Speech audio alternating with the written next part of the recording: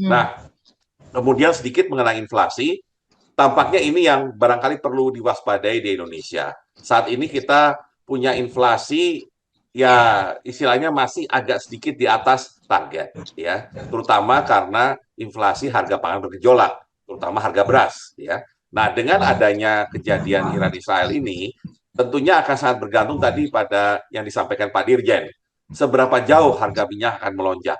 Tapi kita jangan lupa 2022 ya, kita itu pernah mengalami inflasi di atas 5%, ya, yang barangkali di atas rata-rata. Kenapa? Karena pada waktu itu perang Rusia Ukraine yang membuat harga minyak di atas 100 US dollar. Nah, ketika harga minyak di atas 100 US dollar, kita juga ingat terpaksa pemerintah harus menaikkan harga BBM, ya, karena subsidinya sudah artinya sudah terlalu banyak. Kalau nggak salah sudah 500 triliun sendiri hanya untuk BBM. Nah, saat itu juga pasti inflasi akan terpengaruh. Jadi perkiraan saya kalau mengenai inflasi akan ada tekanan inflasi agak lebih tinggi. Satu karena memang masalah di dalam negeri yaitu harga pangan bergejolak. Yang kedua adalah inflasi yang kemungkinan berasal dari harga yang diatur pemerintah. Ya, apakah itu BBM, apakah LPG atau yang lainnya.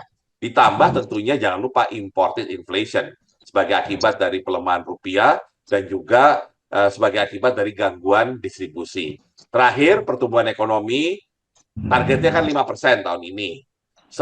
Sebenarnya sampai sampai sebelum ada eskalasi Iran Israel, semua pihak yakin 5% tercapai. Tapi barangkali kalau eskalasi ini menjadi lebih besar atau lebih lama paling tidak atau menimbulkan kegamangan bagi banyak pihak, mungkin akan challenging ya target 5%. Mungkin bisa agak terdorong ke bawah ke 4,6 sampai 4,8% karena gangguan dari tadi ya apa keseimbangan eksternal yang terganggu ditambah dengan potensi inflasi ditambah lagi tentunya apa namanya sumber-sumber pertumbuhan kita sangat bergantung pada konsumsi dalam negeri. Jadi harapan satu-satunya agar pertumbuhan ekonomi masih bisa 5% adalah dampak dari pilkada.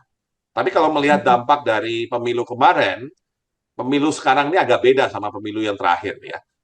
Pemilu yang sebelumnya maksudnya. Karena pemilu sekarang ini orang mainnya di medsos. Jadi tidak banyak dampak konsumsi yang di luar konsumsi data atau internet ya.